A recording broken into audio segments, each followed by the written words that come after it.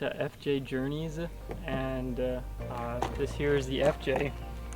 Picked this up about 2 months ago. Already done a couple things to it, not too much, but this video is going to explain that. Where me and my wife, we go to college, we only live about an hour and a half south of Yellowstone, and we live in some of the most beautiful places, honestly, in the United States. So right next to the Teton Mountains, Sawtooth Mountains, a bunch of places out in Idaho. So really just got this vehicle to go and explore. Started to look at FJs a while back, had my eye on them for a lot of months now. But out in Idaho, they're super expensive, and out east, they're just not quite as expensive.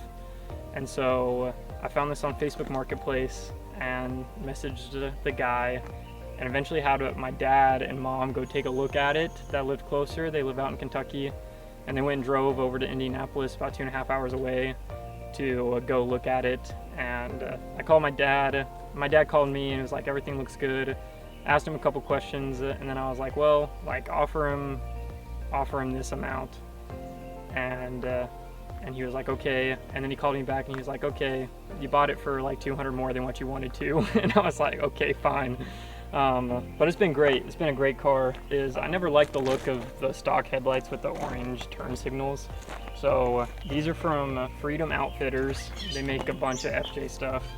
But we picked up these, and they're the LED side bulbs and halos, but they're still the regular bulbs, so they're still the reflector bulbs.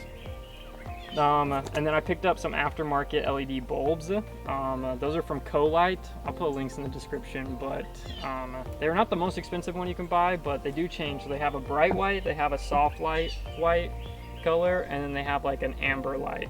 I picked these up off Facebook Marketplace for just a couple $100. These are 2021 Toyota Tacoma wheels. They don't have as much of an offset, so I've put spacers on, and these are Spider Track spacers, 1.25 inch. So they make it look a lot more aggressive when you're looking at it from the front end as well.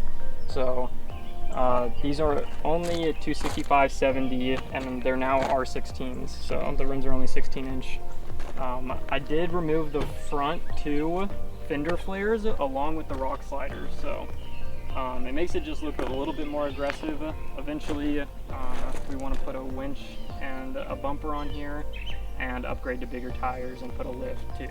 So stay tuned to see what else we do to this FJ over just the next month, because here in July we will have a trip coming up to Ozark National Park for 3 or 4 or 5 days. Please subscribe to the channel to follow us through some of our adventures and the modifications we'll make to the FJ.